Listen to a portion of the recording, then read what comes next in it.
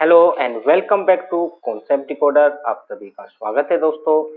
तो चलिए आज का डिस्कशन स्टार्ट करते हैं और आज हम बात करने वाले हैं एसएससी जेईई 2022 मेंस एग्जाम के बारे में। तो आज हम जानेंगे कुछ स्ट्रेटजी एंड प्लान कि कैसे हम एसएससी जेईई 2022 मेंस एग्जाम को क्लियर कर सकते हैं। तो सबसे पहले हम सब्जेक्ट की बात करेंगे और उनसे रिलेटेड कौन कौन से टॉपिक हैं जो हमने दोस्तों सबसे पहले कवर करने। तो चलिए देखो, मैं यहाँ पे सभी इंपॉर्टेंट पॉइंट या इंपॉर्टेंट चैप्टर के नाम बताने वाला हूँ जहाँ से क्वेश्चंस बनते हैं, और मैं फिर लास्ट में आपको बताऊंगा कि कौन सा सब्जेक्ट किस बुक से आपने कवर करना है। सबसे पहले बात करते हैं सॉइल मैकेनिक्स। देखो दोस्तों, सॉइल मैकेनिक्स मेंस एग्जाम के लिए मोस्ट इम्पोर्टेंट है। इसमें सबसे पहला चैप्टर आपने सबसे अच्छे से पढ़ना है shear strength of soil. Shear strength of soil में न्यूमेरिकल भी पूछा जाता है और थ्योरी भी पूछी जाती है। थ्योरी कहाँ से पूछी जाती है दोस्तों? टेस्ट, जितने भी टेस्ट हैं उनसे थ्योरी पूछी जाती है। फिर आता है दोस्तों आपका अर्थ प्रेशर। तो earth pressure and retaining wall से हर बार एक न्यूमेरिकल क्वेश्चन पूछा जाता है। आपको प्रेशर डिस्ट्रीब्यूशन एक डायग्राम बनाना होता है और वहां पे टोटल प्रेशर या फिर रिजल्टेंट प्रेशर निकालना होता है। फिर बात करते हैं दोस्तों कंसोलिडेशन सेटलमेंट। तो ये भी मोस्ट इम्पोर्टेंट क्वेश्चन है, हर साल पूछा जाता है। तो आपने इन तीन चैप्टर को अच्छे से करना है। अभी एक चैप्टर और बताने वाला हूँ जो है दोस्तों डिटर्मिनेशन ऑफ परमेबिलिटी। इसमें आपका आएगा पंपिंग इन टेस्ट, मतलब कैसे आप परमेबिलिटी को डिटरमाइन करते हैं। तो इसमें एक आता है परमेबिलिटी में एक आता है दोस्तों पंपिंग इन टेस्ट, और इसमें होता है कन्फाइंड एंड अनकन्फाइंड एक्वाफर। तो यहाँ से हर बार 25 से 20 नंबर का क्वेश्चन पूछा जाता है। फिर है दोस्तों सैलो फाउंडेशन। देखो सैलो फाउंडेशन बहुत ही रेयर है कि यहाँ से क्वेश्चन पूछता है, बट एक से दो बार क्वेश्चन पूछा है, इसलिए इसको भी कवर करना होगा। तो सैलो फाउंडेशन भी कवर करना। फिर बात करेंगे दोस्तों सेकंड सब्जेक्ट इरिगेशन। तो इसका भी काफी अच्छा वेटेज है मेंस में। यहाँ से सबसे पहला चैप्टर आपसे पूछा जाएगा water requirement of crop. Water water requirement of crop में आपने दोस्तों थ्योरी अच्छे से कर लेनी है। जितनी भी थ्योरीज हैं, डेफिनेशंस हैं, ये आपने अच्छे से कर लेनी है। जैसे कि दोस्तों ड्यूटी क्या होता है, डेल्टा क्या होता है, बेस पीरियड, क्रॉप पीरियड, ये सभी। अब बात करेंगे दोस्तों कैनाल डिजाइन। तो कैनाल डिजाइन से न्यूमेरिकल क्वेश्चन बनते हैं। दो क्वेश्चन यहाँ से मोस्टली बनते हैं दोस्तों, एक लेसी थ्योरी पर, एक कैनेडी थ्योरी पर। लास्ट जो अभी लास्ट एग्जाम हुआ है रिसेंट में, उसमें दोनों से क्वेश्चन था, मतलब कैनेडी से भी था और लेसी से। तो ये चैप्टर बहुत ही इंपॉर्टेंट हो जाता है। फिर आता है दोस्तों डैम। अब देखो डैम इतना इंपॉर्टेंट नहीं है, यहाँ से एक ही क्वेश्चन बनता है सिलेक्शन ऑफ डैम के ऊपर, मतलब कि कैसे आप अच्छी साइट सेलेक्ट करेंगे डैम की। फिर हम बात करेंगे दोस्तों इरिगेशन के बाद जो हमारा चैप्टर आने सब्जेक्ट आने वाला है, chapter subject number third RCC. तो आरसीसी भी काफी अच्छा पूछा जाता है। आरसीसी में सबसे पहला हम बात करेंगे स्लैब एंड बीम डिजाइन। तो देखो स्लैब और बीम डिजाइन सिंपल होता है बट लेंथी बहुत होता है। तो आपने अच्छे से इन पे प्रैक्टिस करनी है और इन इसको कम से कम टाइम में करने की कोशिश करना है। मैं आपको लास्ट वीडियो के लास्ट में बताऊंगा कि कैसे आपने किसी भी क्वेश्चन को शॉर्ट वे में करना है जिससे कि आप अच्छे नंबर पा सकें और कम टाइम में पेपर को कर सकें। तो स्लैब एंड बीम डिजाइन आपका इंपॉर्टेंट है आरसीसी में। उसके बाद दोस्तों अगर मैं बात करूं, उसके बाद आता है फुटिंग डिजाइन। अब देखो फुटिंग डिजाइन से भी क्वेश्चन पूछे गए हैं। एक ही टाइप का क्वेश्चन पूछा जाता है फुटिंग डिजाइन से, फुटिंग को डिजाइन करने के लिए, जिसमें हम one way shear, two way shear और बेंडिंग के लिए डिजाइन करते हैं। तो ये फुटिंग डिजाइन में आ जाता है। तो फुटिंग डिजाइन आपने करना है। फिर आता है दोस्तों सिंपल थ्योरी। तो सिंपल थ्योरी में आपसे डेफिनेशन पूछी जा सकती है, अजम्पशंस पूछे जा सकते हैं, आपसे डिफरेंसेस पूछा जा सकता है under reinforce section, over reinforce section में। ठीक है। फिर है दोस्तों सब्जेक्ट नंबर 4 सर्वे। अब देखो सर्वे की बात की जाए तो सर्वे भी यहाँ से भी आपको एक क्वेश्चन देखने को मिल जाएगा 15 से 20 मार्क का। तो इसमें सबसे पहला चैप्टर आता है लेवलिंग। लेवलिंग में दोस्तों दो मेथड आते हैं, height of instrument method and rise and fall method. तो दो मेथड आपने करने हैं, HI method and rise and fall method. यहाँ से क्वेश्चन पूछता है तो इसको आपने अच्छे से कवर करना है। फिर है दोस्तों बियरिंग। बियरिंग में लोकल अट्रैक्शन के ऊपर क्वेश्चन बनता है। आपको एक टेबल देगा और उसमें आपसे पूछेगा कि कौन सा स्टेशन अफेक्टेड है लोकल अट्रैक्शन से, और फिर आपने उसको फाइंड करके करेक्टेड बियरिंग बियरिंग निकालनी होती है। तो यहाँ से भी अच्छा क्वेश्चन बनता है। तो ये तो बात हुई दोस्तों हमारी सर्वे की। सर्वे में दो टाइप के क्वेश्चन ज्यादा पूछे जाते हैं। फिर बात करेंगे दोस्तों फ्लूइड मैकेनिक्स। तो देखो फ्लूइड मैकेनिक्स का वेटेज इतना नहीं है, बट फिर भी यहाँ से 15 से 20 मार्क का क्वेश्चन पूछा जाता है। सबसे पहला question, hydrostatic pressure force on surfaces. तो पहला क्वेश्चन यहाँ से बन जाएगा। प्लेन सरफेसेस के ऊपर क्वेश्चन बनता है, कर्व सरफेस पर क्वेश्चन नहीं बनता है दोस्तों, ध्यान रखना है आपने। फिर बात करेंगे हम पाइप फ्लो। तो लास्ट एग्जाम में पाइप फ्लो से एक क्वेश्चन था, आई थिंक फ्रिक्शन फैक्टर निकालने के ऊपर क्वेश्चन था, मुझे एग्जैक्टली याद नहीं है, बट एक क्वेश्चन था दोस्तों, 10 मार्क का क्वेश्चन था। फिर है दोस्तों मशीन से। मशीन इंपॉर्टेंट है फ्लूइड मैकेनिक्स में। मशीन से हर साल क्वेश्चन बनता है और मोस्टली आप देखेंगे टरबाइन से ही क्वेश्चन पूछता है। पंप कभी कभी पूछता है, मतलब 5 में से एक बार पंप पूछेगा और 4 बार टरबाइन पूछेगा। ऐसे दोस्तों अगर बात करें फ्लूइड मैकेनिक्स में सबसे इजी पार्ट मशीन ही होता है। ठीक है, अगर आप अच्छे से समझ जाते हैं तो मशीन का क्वेश्चन कभी भी नहीं छूटेगा आपसे। तो मशीन को अच्छे से कवर करना है। उसके बाद हम बात करेंगे दोस्तों स्टील स्ट्रक्चर की। तो अगर स्टील स्ट्रक्चर की बात की जाए तो यहाँ से दोस्तों कनेक्शन के ऊपर क्वेश्चन पूछा जाता है। ठीक है, वेल्डेड कनेक्शन, बोल्टेड कनेक्शन, इनके ऊपर क्वेश्चन पूछा जाता है। आपने देखा भी होगा, पहला ही चैप्टर होता है स्टील स्ट्रक्चर का कनेक्शन। उसके बाद आएगा दोस्तों आपका ब्रैकेट कनेक्शन, मतलब कनेक्शन वो भी कनेक्शन ही होता है, ये मोमेंट फ्री कनेक्शन होते हैं, उसमें मोमेंट आता है दोस्तों, ब्रैकेट कनेक्शन। तो अगर बात करें ब्रैकेट कनेक्शन की, जो अभी आपके सामने स्क्रीन पर आने वाला है,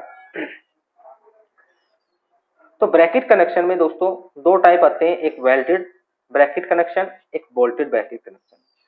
मोस्टली वेल्डेड ब्रैकेट कनेक्शन ज्यादा पूछता है, चाहे पहले टाइप की बात की जाए या दूसरे टाइप की बात की जाए। तो स्टील स्ट्रक्चर में ये दो चैप्टर बहुत ही इंपॉर्टेंट है। उसके बाद बहुत ही रेयरली पूछता है कंप्रेशन मेंबर, तो ये भी आपने करना है।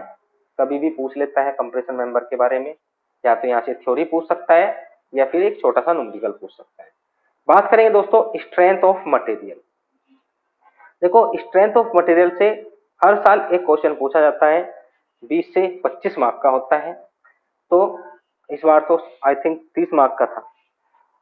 और ये क्वेश्चन दोस्तों बहुत ही सिंपल होता है। सबसे पहला चैप्टर है moment of inertia of section. अगर यहाँ से क्वेश्चन बनेगा तो ये ऑलमोस्ट 15 मार्क का बनेगा। और उसके बाद आएगा दोस्तों स्लोप डिफ्लेक्शन। देखो स्लोप डिफ्लेक्शन प्री के लिए ज्यादा इंपॉर्टेंट है, मेंस के लिए इतना इंपॉर्टेंट नहीं है, क्योंकि बहुत ही रेयरली यहाँ से क्वेश्चन बनता है। फिर बात करते हैं दोस्तों बेंडिंग स्ट्रेसेस। बेंडिंग स्ट्रेसेस से भी क्वेश्चन पूछा गया है, सिंपल टाइप का क्वेश्चन पूछा जाता है, तो आपने इसको भी कवर करना है। उसके बाद आता है आपका एसएफडी बीएमडी। तो एसएफडी बीएमडी से दोस्तों काफी क्वेश्चन पूछे जाते हैं, मतलब एक क्वेश्चन पूछा जाता है बट हर साल पूछा जाता है। और आप देखेंगे अभी जो 2-3 एग्जाम हुए हैं उनमें एसएफडी बीएमडी की जो हार्डनेस लेवल है उसको बढ़ा दिया है। लास्ट एग्जाम में दोस्तों क्या किया इन्होंने, लास्ट एग्जाम में वहां पे लोडिंग का मैग्नीट्यूड मिस कर दिया, और पहले आपने मैग्नीट्यूड निकालना, उसके बाद रिएक्शन निकालनी, उसके बाद आपने एसएफडी बीएमडी बनाना। मैं आपको बताऊंगा कि कैसे आप शॉर्ट वे में एसएफडी बीएमडी बना सकते हैं। उसके बाद आता है दोस्तों बीएमसी। तो देखो बीएमसी में थ्योरी पूछेगा, क्योंकि थ्योरेटिकल सब्जेक्ट है, तो यहाँ से थ्योरी पूछता है। जैसे सीमेंट हुआ दोस्तों, कंक्रीट, कंक्रीट भी मैं बीएमसी में ही कंसीडर कर रहा हूँ, concrete, cement, aggregate, timber, stone, bricks, paints, varnish, इनसे क्वेश्चन पूछता है।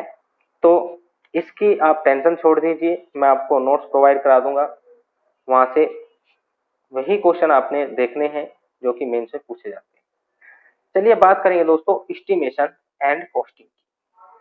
एस्टिमेशन कॉस्टिंग की बात करें तो देखो प्री में बहुत ज्यादा पूछा जाता है, बट मेंस में यहाँ से कभी 10 का पूछ लेगा, कभी 15 मार्क्स का पूछ लेगा, और वो भी सिंपल डेफिनेशन पूछता है, स्क्रैप वैल्यू क्या होती है, सल्वेज वैल्यू क्या होती है, वगैरह वगैरह, या डेप्रिसिएशन क्या होता है, सिंकिंग फंड क्या होता है, ठीक है, ये सभी चीजें पूछता है।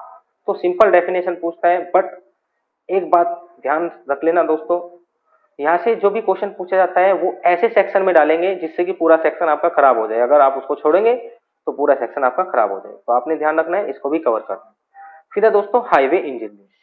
देखो हाईवे इंजीनियरिंग से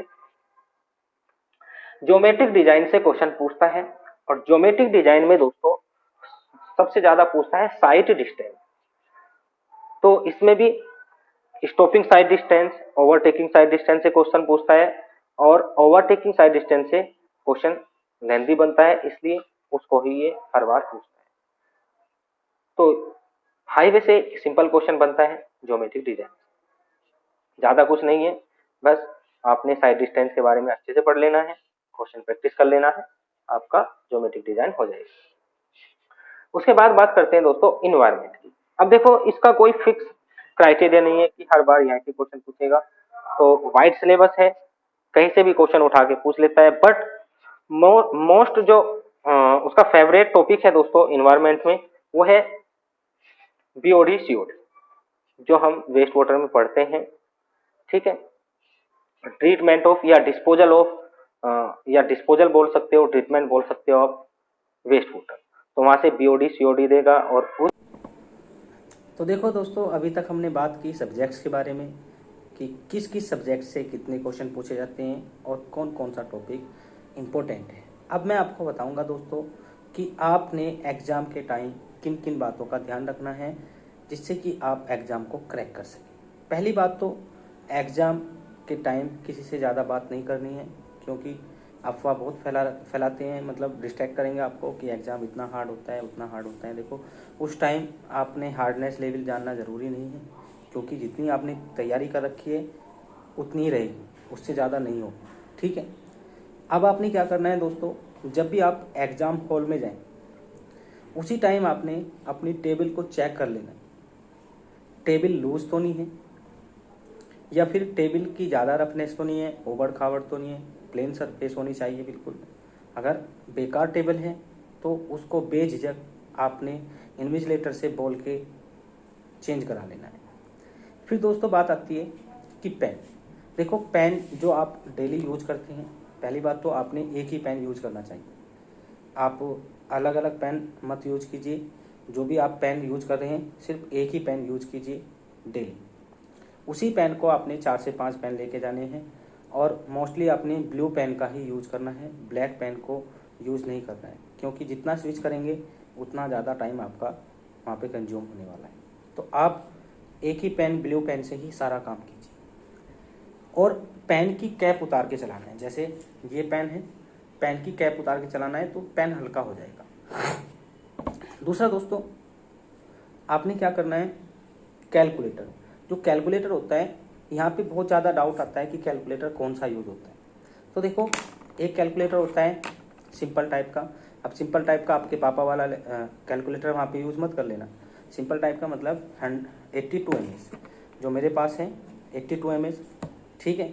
एक आता है 100 mS, एक आता है दोस्तों उससे ऊपर, जिनको बोलते हैं हम एडवांस साइंटिफिक कैलकुलेटर।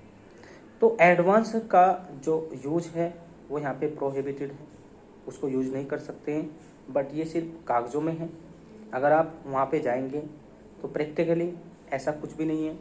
जो वहाँ पे इन्विजिलेटर होते हैं, जो भी टीचर होते हैं, वे इंजीनियरिंग बैकग्राउंड से नहीं होते हैं, उनको नहीं पता कि आपने कौन सा कैलकुलेटर ले रखा है, तो आपका भी कैलकुलेटर चेक भी नहीं करेंगे। बट अगर आपको डाउट है तो आप दोनों ले जा सकते हैं, एक 100 mS का और एक एडवांस लेवल का। अब देखो इनमें फ़र्क क्या है।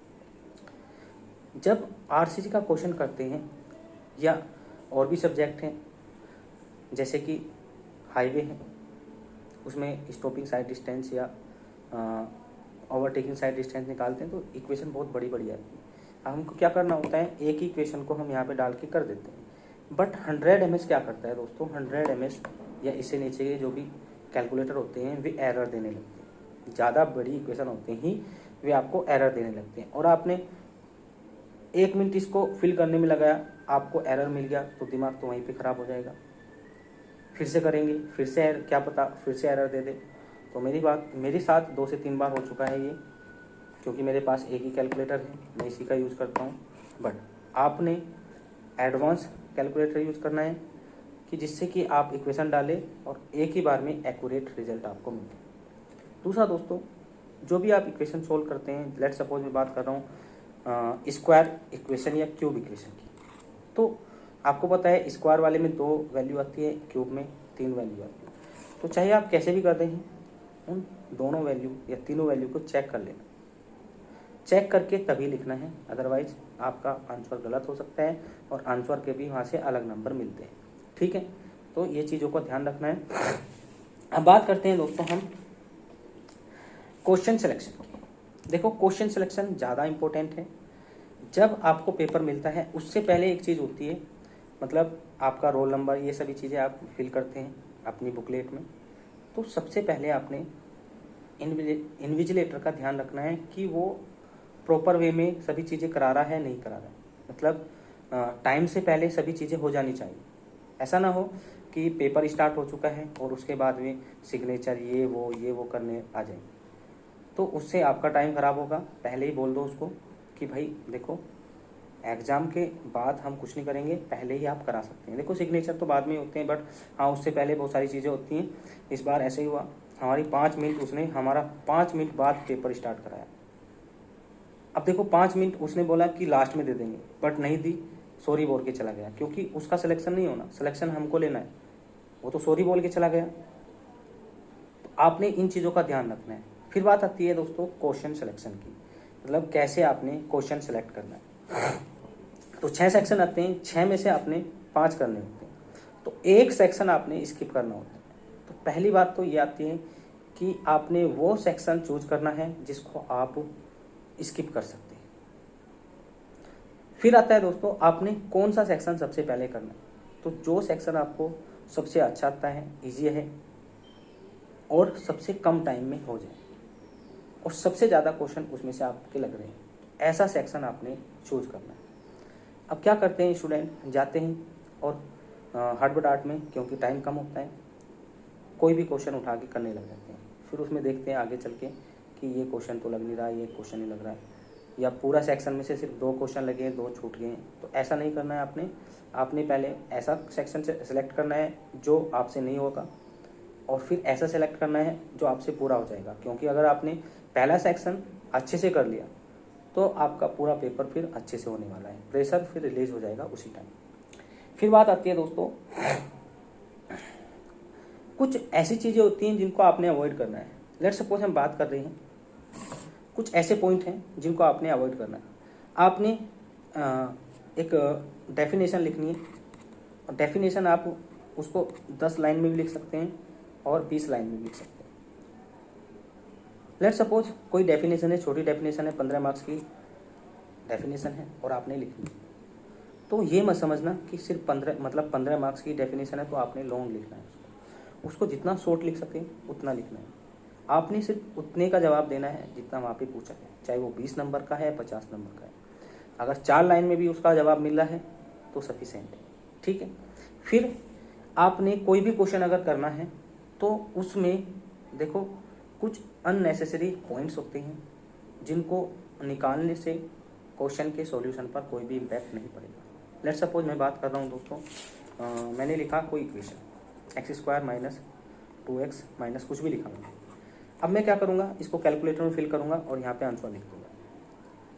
कुछ क्या करते हैं, इसको पूरा सोल्व करने जाते हैं, तो ये चीज़ें नहीं करनी है। वहाँ पे आपने सिर्फ इक्वेशन लिखनी है, कैलकुलेटर में लिखना है, और इक्वेशन जितना भी लंबा है उसको सोल्व करने का कोई भी रिक्वायरमेंट नहीं है, आपने डायरेक्ट उसका आंसर लिखना है। तो ये चीज़ें, छोटी छोटी चीज़ें आपको दोस्तों बचा सकती है, क्योंकि हमने 120 मिनट में हमने पूरा पेपर करना है। पूरा पेपर तो नहीं हो पाएगा, 300 नंबर का पेपर तो कोई नहीं कर पाता है, अटेम्प्ट नहीं कर पाता है, बट हाँ 250 सोच के चलना है कि 250 आपने करना है। मतलब एक क्वेश्चन अगर 20 नंबर का क्वेश्चन है तो वो आपका 9 से 10 मिनट में हो जाना चाहिए। उसके लिए आपने घर पे प्रैक्टिस करनी है और देखना है कि किस टाइप से मैं क्वेश्चंस को मिनिमाइज कर सकता हूँ, छोटे से छोटा कर सकता हूँ।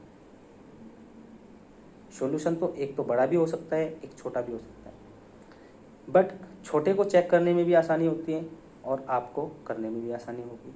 तो ये काम आपने प्रैक्टिस घर पे करना है। जैसे कि अगर SFD PMD की बात करें तो अगर आप कॉलेज में करते हैं अपने तो वहाँ पे टाइम बहुत होता है, 15 से 20 मिनट ले जाते हैं, बट यहाँ पे इतना टाइम नहीं है।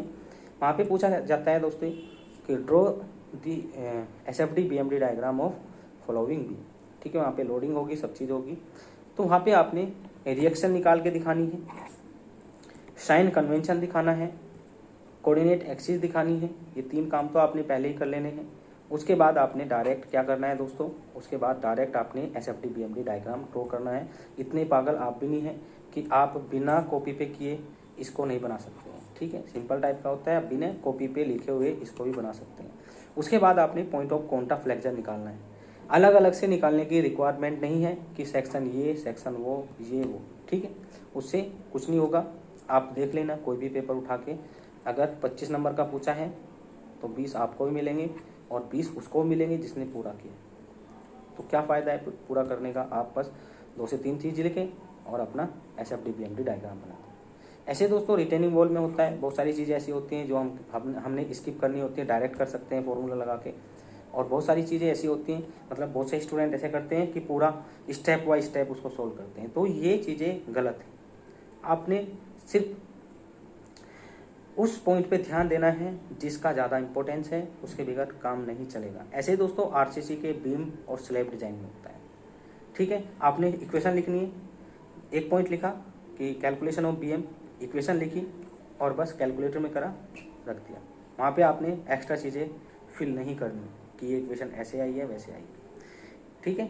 तो ऐसे करके आप क्वेश्चन को शॉर्ट टाइम में कर सकते हैं और अपना टाइम बचा सकते हैं। फिर आता है दोस्तों आपका क्वेश्चन की कहाँ से प्रैक्टिस करनी, या फिर एक क्वेश्चन एक चीज़ और है जो कि इम्पोर्टेंट है। अगर आपका क्वेश्चन गलत हो जाता है, सपोज आपका क्वेश्चन बीच में अटक गया, आपको पता चल गया कि यहाँ पे मेरा क्वेश्चन गलत हो चुका है और आपसे आता है पूरा क्वेश्चन, आप दोबारा उसको कर देंगे बट छोड़ देंगे, वहीं पे छोड़ देना है उसको काट पीट नहीं करनी। जितनी काट पीट करेंगे क्वेश्चन एक भी नंबर नहीं मिलेगा, ठीक है। वहीं पे छोड़ के आगे बढ़ जाना। अगर आगे टाइम बचेगा तभी उस पर आना है, नहीं तो उसको वहीं पे छोड़ देना है, ठीक है। उसको काटना भी नहीं है, उसको छोड़ ही देना है, क्योंकि अगर काटेंगे कोई भी नंबर नहीं मिलेगा और अगर आप छोड़ेंगे तो नंबर मिल सकते हैं अगर आपने 2 से 3 स्टेप अच्छे किए होंगे। फिर है दोस्तों क्वेश्चन प्रैक्टिस कैसे करनी। तो देखो आपके पास प्री के बाद, जैसे प्री आप देंगे आपको पता चल जाता है कि मेरा सिलेक्शन होगा या नहीं होगा, ठीक है। बाउंड्री वालों का तो रहता है कि लास्ट तक देखते रहते हैं, बट हाँ एक तो वे होते हैं जो कॉन्फिडेंट होते हैं अपने आप पे कि भाई मेरा नहीं होगा, एक वे होते हैं जिनका हो जाएगा। तो कन्फर्म वाले क्या करते हैं दोस्तों, 3 महीने में तैयारी करते हैं। अब देखो 3 महीने कम पड़ जाते हैं, ये तो हम सभी जानते हैं। क्यों कम पड़ जाते हैं, क्वेश्चन कम है।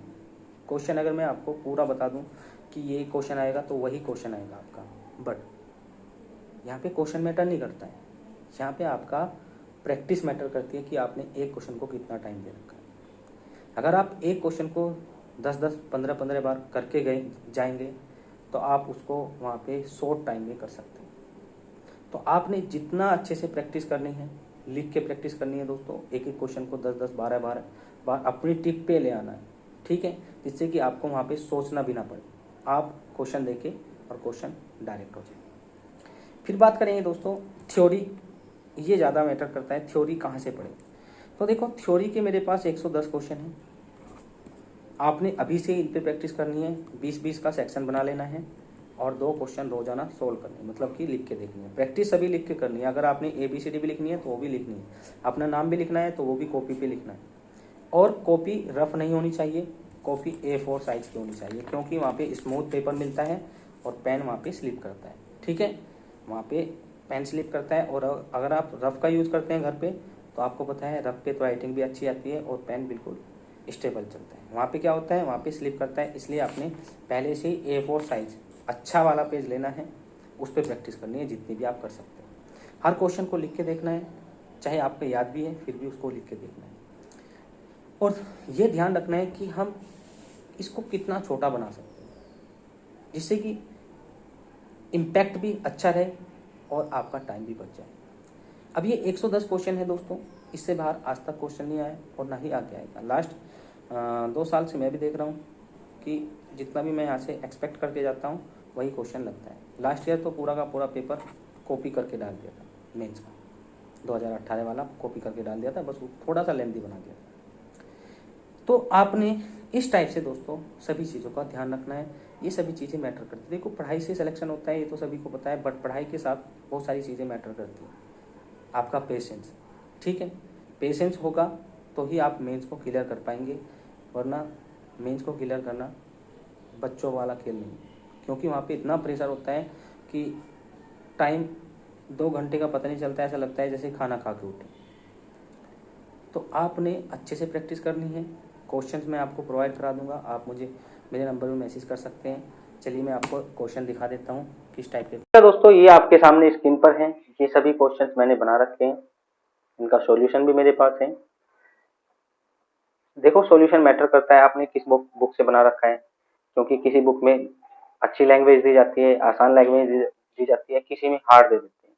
तो आपने बुक का भी सिलेक्शन अच्छे से करना है। जैसे कि दोस्तों अगर मैं बात करूं सोम, सोम के लिए सबसे बेस्ट बुक क्या है? सोम के लिए सबसे बेस्ट बुक है दोस्तों मेड इजी। अगर आपके पास नहीं है तो मुझसे बोल देना, मैं पीडीएफ की फॉर्म में उसको प्रोवाइड करा दूंगा। मेड इजी का सोम का बुक आता है, वो सबसे बेस्ट लगता है मुझे। और अगर एफएम की बात करें, एफएम मैंने बहुत सारी बुक देख रखी है, जैसे कि आईएएस मास्टर की भी होती है बुक, ठीक है, बहुत सारी बुक है, खुरमे की भी है। बट आपने एफएम में सिर्फ एक ही बुक को फॉलो करना है, आर के बंसल। ऐसा क्यों, अभी बताऊंगा। देखो दोस्तों आर के बंसल की लैंग्वेज बहुत ही इजी है और सॉल्यूशन भी बिल्कुल फेयर देते हैं, ज्यादा एडवांस सॉल्यूशन नहीं देते हैं, बिल्कुल आसान तरीके से आपको समझाने की कोशिश करते हैं। तो आर के बंसल से एफएम आपने लगाना है, मोस्टली मशीन का पार्ट बहुत ही अच्छा दिया है आर के बंसल में, तो एफएम आपने आर के बंसल से लगाना। फिर अब बात करें दोस्तों हाईवे, तो हाईवे आईएएस मास्टर के नोट्स आते हैं, वे सबसे बेस्ट हैं, वहां पे सभी सॉल्यूशन बहुत ही अच्छे दिए हैं। फिर है दोस्तों इरिगेशन, तो इरिगेशन भी आपने आईएएस मास्टर से ही लगाना है, ठीक है, आईएएस मास्टर के जो नोट्स हैं इरिगेशन आपसे आपने वहीं से लगाना है। फिर है दोस्तों आपका आरसीसी। देखो आरसीसी की मार्केट में बहुत ज्यादा बुक है, आप कोई सी भी फॉलो कर सकते हैं, but IAS master is best, IAS master सबसे बेस्ट है। फिर है दोस्तों आपका, फिर आता है आपका आई हाँ आपका RCC, irrigation, highway, FM, soil. Soil दोस्तों, सोइल भी आपका आईएएस मास्टर बेस्ट है। अब ऐसा क्यों बताएं, देखो एडवांस लेवल की बुक है, आपने पीएचडी थोड़ी करनी है इसमें, आपने सिर्फ अपना एग्जाम क्रैक करना है। आईएएस मास्टर सफिशिएंट है, किसी भी एग्जाम को क्रैक करने के लिए उसके नोट सफिशिएंट है। तो अगर आप सोइल आईएएस मास्टर से लगाते हैं तो अच्छे लेवल के क्वेश्चन मिल जाएंगे। एक चीज वहां पे मिस की गई है, जो आता है दोस्तों आपका कंसोलिडेशन, प्री कंसोलिडेशन, उससे क्वेश्चन पूछा गया था एसएससी में। तो कुछ चीजें ऐसी हैं जो आपने दूसरी बुक से लगानी है, बट मोस्टली चीजें आपको आईएएस मास्टर में ही मिल जाएगी। चलिए बात करते हैं हम बीएमसी। देखो बीएमसी के क्वेश्चन कैसे प्रैक्टिस करने हैं, बुक आपने कौन सी फॉलो करनी है, तो इसके लिए आपने कोई भी बुक फॉलो नहीं करनी है। आपने क्या करना है, मेड इजी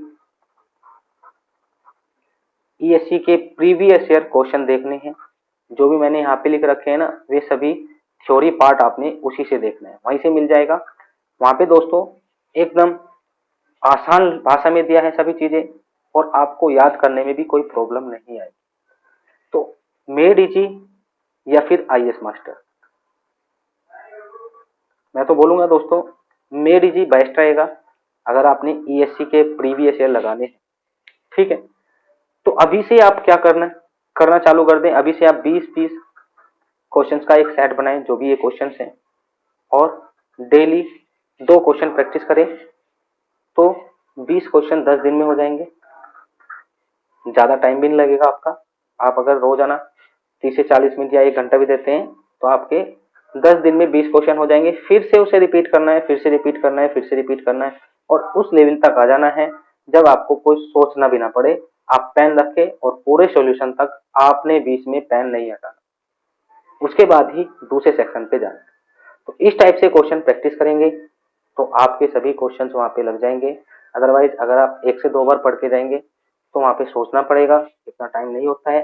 तो आपने पहले से ही कमर कस लेनी है, अभी से ही तैयारी चालू कर देनी है मेंस के इन थ्योरी पार्ट की, क्योंकि थ्योरी पार्ट बहुत ही डिफिकल्ट माना जाता है दोस्तों। थ्योरी पार्ट में बहुत सारी चीजें ऐसी होती हैं कि हम सोचते रह जाते हैं और फिर हमारे पास टाइम नहीं बचता है।